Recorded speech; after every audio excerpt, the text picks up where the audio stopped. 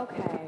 You know, it's so interesting because rarely do I feel nervous, but I feel such a tremendous amount of pressure in giving an introduction worthy of this incredible young woman that I'm sitting next to.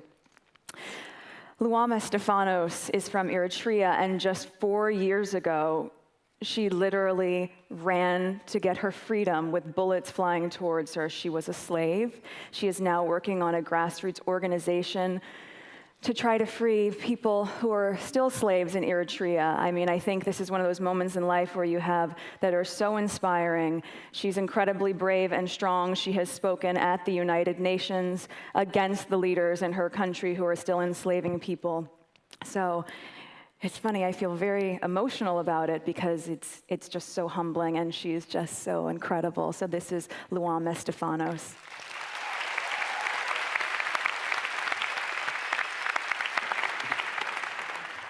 Thank you. I represent a humble but nevertheless oppressed and enslaved people. I represent a nation whose current human rights record is beyond poor. I represent Eritrea, a country known otherwise as an open prison, referred to as the North Korea of Africa by the Human Rights Watch. In an era where human rights is highly valued and guarded, Eritreans suffer severe human rights abuse in all forms. The youth are forcibly conscripted to an indefinite military service where their labor is exploited and they survive with just $10 a month. Worse, women conscripts are subject to sexual assault by higher ranks in the military. Underage conscription to the open-ended military service is a standard practice. Random roundups and arbitrary arrest of civilians is a common occurrence. Freedom of press is non-existent, and mere uttering of displeasure against the regime can land you in prison. Conscripts are prohibited from exercising their faith. Possessing holy books can lead to severe punishments. As a result, the youth are fleeing the country en masse. This is also my story. I was conscripted in the military at the age of 16. I fled through a dangerous route from my country, surviving the shoot-to-kill policy at the border. Religious persecution is common. In the past decade, many religious leaders, including the Orthodox Pope, have been kept behind bars.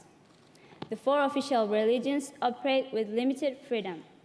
The followers of minority religions, in particular, members of the Pentecostals and Jehovah's Witnesses, have been detained in high-security underground prisons, merely for practicing and refusing to deny their faith.